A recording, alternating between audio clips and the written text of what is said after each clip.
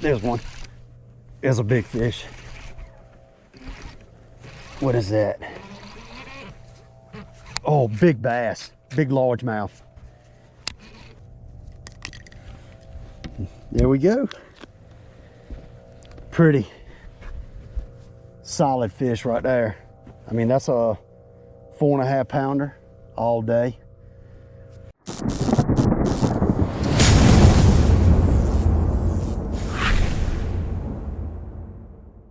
What's up, everybody? Welcome back to another Man Cave Monday. Back out in the man cave once again, and we're going to be talking about a technique that I absolutely love, and that is the jigging spoon. So we're talking about vertically jigging a spoon to catch literally any species that swims in the lake or river that you are fishing. You can catch brim, white perch, bass, striper, big catfish, drum, literally anything. And it's also a great way to fill the freezer over the winter with a bunch of good eating fish. So we're going to get in depth talking about the jigging spoon. We're going to talk about my rod and reel combo. We're going to talk about my line. We're going to talk about the spoons that I use, what weight I prefer, the hook. We're going to talk about everything because I want you to be able to go out on the water, use this technique, and catch a ton of fish. Because not only can you catch a bunch of fish, you can catch some big ones. I've caught some absolute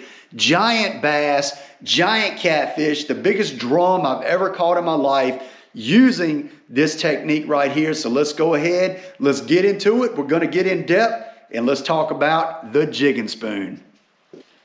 All right, so the first thing that a lot of people ask me when they see me using a jigging spoon in my videos is, why do I use a bait caster? And the reason for that is because I really like to be able to hold the rod like this, and I like to put the butt of the rod up under my forearm, because the whole time you're dropping that jig down to the bottom and you're popping it up off the bottom. So you're letting it flutter down to the bottom and you're popping it up off the bottom.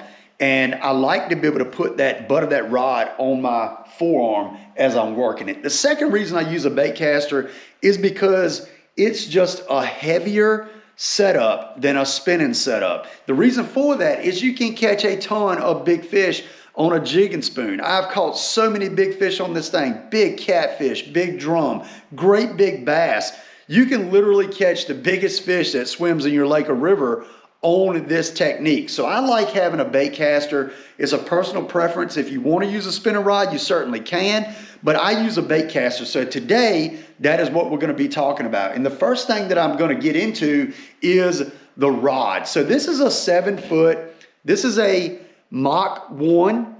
This is the Mach 1 rod, 7-foot, medium, moderate, fast. And the reason you want a medium, moderate, fast rod is because when you are jerking that spoon up off the bottom, you're putting a lot of force on that fish. Even if it's a small fish, you're putting a lot of force on it. When you're jerking that thing, you're ripping it up. You're ripping it up about 3 foot off the bottom, unless you're just doing it very easily. And it kind of depends. The technique is different day to day, but most of the time I really like to rip it up off the bottom fast and let it flutter down, because most of the time they hit it on the fall. But a medium action rod is what you want to have. You want to get that good load into that fish. You want to have that give. But also I think it helps out with the action of the spoon overall, because when you jerk it up, that rod tip loads and it rips it up and it gives it that fast pop up, and then you get that good flutter down. So like I said, this is a moderate fast. You can see the bend in the rod here, and it's just a really good rod. 7 foot, you can use like a 6'10" to a 7 foot. That's my preference. I don't really like to use a really short rod, but like I said, this is the 7 foot Mach 1 medium, moderate, fast. And I think this is one of the most important things, the rod. Out of the whole setup, I think the rod is the most important deal, because if you use a rod that's too heavy, you're going to end up not getting the action you want out of your spoon, and you're also going to end up losing a lot of fish because you're going to jerk it away from them. You're going to hit them in the lip, you're going to rip it out, and you're just going to lose a lot of fish. So get you a medium action rod, a rod that loads up really good, a crankbait style rod. That is what you want to use for this technique. Now the next thing is the reel, and the reel may be probably the least important part of this whole combo, because gear ratio really doesn't matter. You don't have to have a super high-end reel for this. And what I use on this is my Lose speed spool. This is the Gen 3 speed spool. It is an excellent reel. This reel is only 99 bucks and you cannot beat it. This is a 6/8 to 1. You know, if I was to go with a ratio, or say which ratio I preferred, I would say a 6/8 to 1. The reason for that is just because when I'm bringing the fish up off the bottom, I can go ahead and get them off a little bit faster than say like a 5/6 to 1. You can use an even faster gear ratio reel if you want to, but just a bait caster in general is going to be, you know, just whatever one you prefer. You can use any bait caster that you want. You just want to have a decent line capacity. This is not a technique where I recommend a shallow spool reel for, because you are dropping the spoon down into about 25 to 35 foot of water. And if you hang into a great big fish that makes a long run, like a giant catfish, big drum, something like that, you want to have a spool that has right much line on it. So, you know, bait cast reel, whatever your preference is, gear ratio wise, it's up to you, but I do recommend having a reel with a good amount of line on it. So you want a good capacity reel with a good spool capacity on it, you know, whenever you're doing this technique. So the next thing I'm going to talk about is the line. So I prefer 15-pound test for this technique. That's the perfect line to me to give you a good fall rate, but also you have that, you know, you have that power to be able to get into a big fish. If you're using 10-pound test, 12-pound test, if you rip up into a bigger fish, you might end up snapping that line. And then if you hang into a giant fish, you may end up getting broke off. 15-pound test is that perfect blend of good fall rate to give that spoon a really good flutter as it's falling, but also you have enough power to get into a big fish and fight that fish and get him into the boat. Also, I like to use copolymer. So this is P-Line C21 copolymer. The reason I like copolymer is it has a little bit more stiffness to it than a mono, but also it is just strong and it handles very easily, because most time you're going to be doing this in cold weather, and fluorocarbon tends to kink up a lot, and that can just become a mess for this technique. You absolutely do not need fluorocarbon when you're doing this. I prefer a copolymer because I think it's the best of both worlds. Also, copolymer has a little bit of stretching to it, so that helps with, you know, ripping that jig up into those fish and not ripping it away from them. So the combination of the stretch of the line and then also your rod loading up well helps you land more fish. So like I said, copolymer has a little bit of stiffness to it. So and if you do this enough, you'll see that sometimes your hook of your spoon will get hung on your line. And if you have mono or a line that's really limp, you will end up getting, you know, when you're ripping it up, that jig and spoon will flip and your hook will get hung on your line. You have to reel it up, untangle it, and drop it back down. Well, a little bit stiffer line, such as this copolymer in this 15-pound test, helps prevent that. But also, like I said, if you use fluorocarbon, which is even stiffer, you know, that may prevent it as well. But I think fluorocarbon, being that it doesn't have any stretch to it whatsoever, and then also just when you're using this, you do get a little bit of line twist and all, and copolymer just handles better overall in this technique. So we've talked about the rod, we've talked about the reel, we've talked about the line. Now we're going to talk about the spoon. So this right here, I'm going to turn it sideways.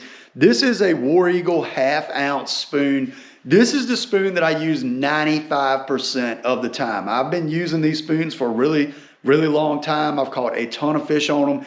And there's a couple things that I really like about this spoon that I'm going to get into. And some other brands make them as well, but I just want to highlight some of the features on this spoon so you kind of know what to look for in a good jigging spoon. So this one here is lavender shad is the color. It has a little bit of a purple back, a little bit of flake. You know, it has an eye on it, and it's just a good spoon. But color, you know, that's going to be a preference. I just say go with something baitfish colored. something that represents whatever type of shad you have in your lake or river, and go with that. And then a lot of times I switch up colors as well. I have straight up, nickel color. I have gold. I have some more shad color, some blue shad color. Just, some days you have to experiment and use different colors. But we're going to talk about the features of why I like this. Now, if you see right here on the head, this has a built-in barrel swivel. Now, that's super important because a barrel swivel keeps your line from getting a ton of line twists. Now, if you have a spoon that does not have a barrel swivel on the front, you're going to end up getting a bunch of line twists, and this barrel swivel prevents that.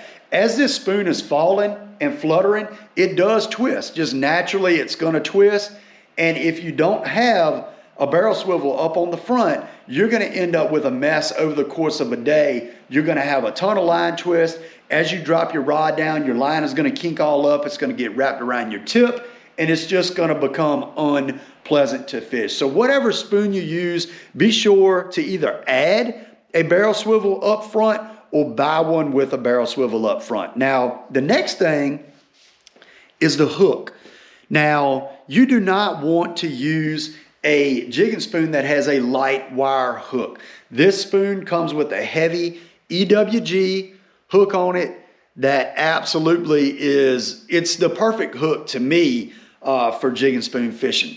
A lot of people might prefer a round bend. I prefer an EWG when I'm doing this, and these spoons just happen to come with the EWG. If I do use a different spoon, I add a heavy EWG to it, such as a Mustad KVD triple grip, something like that. The heaviness of the hook is very important because when you're ripping this spoon up off the bottom, you're putting a ton of force on that hook. You're loading up into fish, especially if they're bigger fish, and if you do not have a heavy wire hook, you will bend that hook out. I promise you, even if you're catching 10, 12 ounce white perch, you will end up bending a hook out if it is not a heavy wire hook. You do not want to have a hook failure when you load up into a 7 or 8 pound bass or a 12 or 15 pound catfish, a 10 pound drum. You do not want to have a hook failure. If you have everything else right and your hook isn't right, you're going to end up losing fish. So a hook is a key component of this whole setup as well. The spoon, like I said, the spoon is just a preference. I think the barrel swivel up front is very, very important, but I can promise you that hook on the back end of that jigging spoon is super, super important. So make sure, if whatever spoon you get, make sure you either have a heavy hook on it or you add a heavy hook to it, because that's super, super important, and you're going to end up wishing you did if you didn't. I don't want to see y'all losing fish or have y'all have that heartache of losing a great big fish on a jigging spoon using this technique. So I want to emphasize you need to have a good heavy hook on whatever spoon you choose to use. So now we're going to get into the technique, and the technique itself is pretty simple. What you do, and I almost always pretty much, sometimes I'll utilize down scan as well, but I almost always utilize my 2D sonar, and I like to ride around the lake off a main lake point or in a creek channel, and I always like to focus on that 25 to 35 foot range. That has always seemed to me to be the most productive range for catching fish on a jigging spoon, and I like to go out, ride the boat around and search, and I use side scan as well, but search for schools of fish that are up off the bottom. A lot of days the fish will absolutely stick to the bottom of the lake and you cannot even see them on your graph. When they do this, these fish are extremely, extremely hard to catch. They are not in a feeding mood whatsoever. You can catch them, but a lot of times if you're spoon fishing, you're just dropping down and hoping for the best. Now, you don't want to do that. You want to be on an active school of fish. So I always ride around and try to find an active school of fish on a point, or like I said, in a main creek channel. Now, creek channels, always I look for bends in them. A lot of times that's where fish will stack up. And I like to find the fish, and what you want to look for on your 2D, and this is what I call it spaghetti noodles. So on the bottom, you're gonna see these literally spaghetti noodles stacked on top of each other up off the bottom. And if you see that, you need to drop this spoon down immediately. Drop it down all the way to the bottom, let it settle on the bottom, click your reel handle over till your line just does get tight, and you want to drop the jig down, your jigging spoon, and you want to pop it up off the bottom, just like that, just like that. You don't want to lift your rod tip up very, very high. I like to do a short, quick burst up, and I like to move my rod tip maybe about 2 to 3 foot. You're ripping that spoon up off the bottom very fast, and it's fluttering back down. And as that spoon is fluttering, those fish attack it and bite it. So when you go to jerk it back up after that drop, you load into that fish. So you can catch literally anything, like I said, and I like to target fish that are either just off the bottom, or if they're suspended slightly higher. A lot of times the fish that are suspended higher are striper, and a lot of times when you drop down on them, they will actually thump it on the fall. So, but the easiest fish to catch are the ones that are just off the bottom feeding. And this is so, so fun when you catch these fish, I'm telling you. But find you some fish, focus on main lake points, focus on creek channels and bends in creek channels in that 25 to 35 foot of water. Find you an active school of feeding fish, drop this thing down on them, and just pop that rod tip. But make sure you drop this all the way to the bottom. Let that line go slack, crank your your reel handle over, and rip that thing up off the bottom, and you're gonna have a ton of fun if you do that. I've caught so many fish. Some days I've had 100 plus fish days using this technique, and it is so fun. It's something you can take your wife or kid out on the lake and get into a ton of fish. You can catch a bunch of really nice fish for the freezer as well. White perch, white bass, striper, you know, any good freezer fish. You can even catch brim, crappie. You can literally catch anything using this technique. So I just wanted to get in to going over my rod, reel, my line, my spoon, and just get a little bit more in depth. And sometime soon I'm going to go out on the water and I'm going to give a tutorial on what I'm looking for on the graph and catch some more fish.